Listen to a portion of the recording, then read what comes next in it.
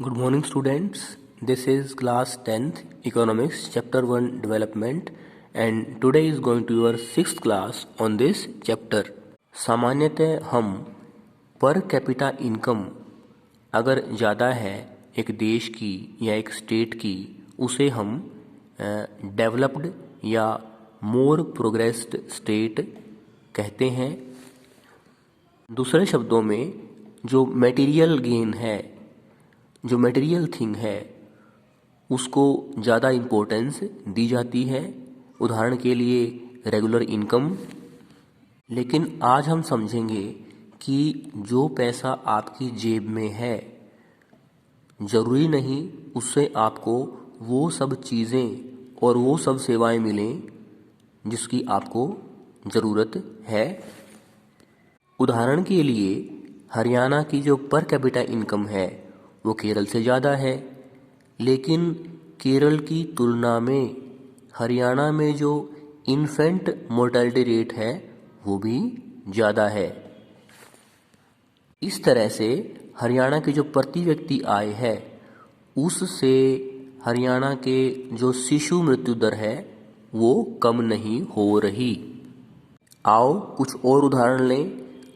अगर आप धनवान हैं, आपके देश की पर कैपिटा इनकम ज़्यादा है, तो ज़रूरी नहीं कि उस पैसे से, उस पर कैपिटा इनकम से आपको प्रदूषण रहित वातावरण मिले, आपको बिना मिलावट वाली दवाइयाँ मिले,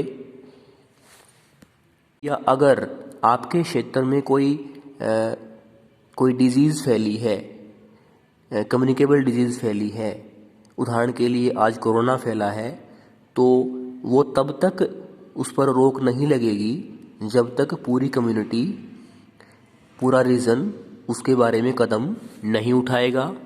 उदाहरण के लिए जो आधारभूत आवश्यकताएं हैं, शिक्षा, स्वास्थ्य, रोजगार संबंधी, वो तभी लोगों को सबको मिल पाती हैं जब एक इकट्ठे रूप से, कोलेक्टिवली, सामूहिक रूप से सभी को वो सुविधाएं देने के लिए प्रयास किए जाते हैं।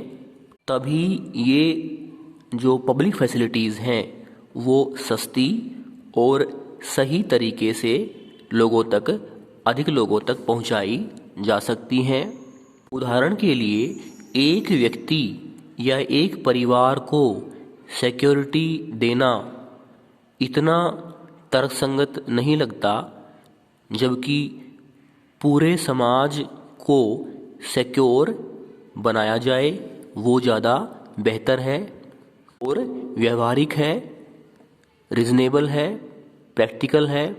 एक और उदाहरण दें कि आप पढ़ना चाहते हैं, लेकिन जब तक आपके जो पड़ोस के बच्चे हैं या आपके जो लोकेलिटी के बच्चे हैं वो पढ़ने के लिए तैयार नहीं है, तब तक आपके गांव या आपके शहर में या आपके पड़ोस में स्कूल नहीं खुल सकता और आपको शिक्षा मिलनी मुश्किल हो जाती है। जब अधिक मात्रा में बच्चे तैयार हो जाते हैं, पेरेंट्स तैयार हो जाते हैं, तब कोई प्राइवेट स्कूल खुल जाता है और शिक्षा प्राप्त करना आसान हो जाता है, और सरकार भी तभी एक गवर्नमेंट स्कूल ओपन करने के बारे में सोचती है। उदाहरण के लिए आज भी ऐसे क्षेत्र हैं जहां पर लड़कियां इसलिए स्कूल नहीं जा पाती क्योंकि वहां पर कोई जो गवर्नमेंट स्कूल है वो नहीं है। इस तरह से स्कूल जैसी सार्वजनिक आवश्यकता की पूर्ति पूरा समाज मिलकर या सरकार की भागीदारी से होता है। केरल की पर कैपिटा इनकम हरियाणा से कम है, लेकिन इन्फेंट मोर्टेलिटी रेट हरियाणा से कहीं कम है। जहां एक साल में केरल में 12 बच्चों की मृत्यु होती है एक साल से पहले, यानी पहला बर्थडे मनाने से पहले, जबकि हरियाणा में 36 बच्चे मौत का शिकार होते हैं एक साल के होने से पहले। कारण क्या है कि केरल में शिक्षा और स्वास्थ्य संबंधित सुविधाएं बेहतर हैं और पब्लिक डिस्ट्रीब्यूशन सिस्टम भी बेहतर है। लोगों को पोषक पोषक भोजन जो है न्यूट्रिशनल फूड है वो मिलता है और उनका जो स्टेटस है न्यूट्रिशनल स्टेटस हरियाणा से बेहतर है। 2015-16 की जो ह्यूमन डेवलपमेंट रिपोर्ट है उसके अनुसार जो हमारा देश है वो 188 देशों में 131वें स्थान पर आता है और पर कैपिटा इनकम में हो सकता है हमारा देश श्रीलंका और नेपाल से आगे हो, लेकिन श्रीलंका जो एक आइलैंड कंट्री है भारत के दक्षिण में है और जो हमारे देश से 1 साल बाद आज़ाद हुआ, वहाँ की लाइफ एक्सपेक्टेंसी जो है वो हमारे देश से ज़्यादा है। इसके अलावा नेपाल जो है वो छोटा सा देश है, वहाँ की लाइफ एक्सपेक्टेंसी भी हमसे ज़्यादा है।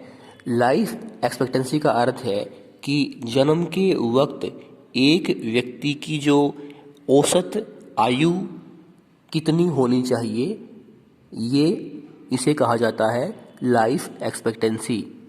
2015-16 की जो रिपोर्ट है उसके अनुसार एक भारत के नागरिक की जो एवरेज लाइफ एक्सपेक्टेंसी है वो 68 ईयर्स, जबकि श्रीलंका की 75 ईयर्स और नेपाल की 70 ईयर्स और बांग्लादेश की 72 ईयर्स है। ह्यूमन डेवलपमेंट रिपोर्ट जो है वो UNDP यानी यूनाइटेड नेशन डेवलपमेंट प्रोग्राम के द्वारा तैयार की जाती है और इसमें 3 स्तर पर ह्यूमन डेवलपमेंट को मेज़र किया जाता है, आंका जाता है। पहला है हेल्थ स्टेटस, दूसरा है एजुकेशनल लेवल और तीसरा है पर कैपिटा इनकम। इस तरह से डेवलपमेंट में जो मनुष्य है, जो ह्यूमन बीइंग है, उसको इम्पोर्टेंस दी गई है। इस तरह से रेगुलर इनकम के अलावा ह्यूमन डेवलपमेंट के लिए आवश्यक है कि जो लोग हैं, जो देश के नागरिक हैं, उनका हेल्थ स्टेटस, उनका एजुकेशनल लेवल भी इम्प्रूव हो।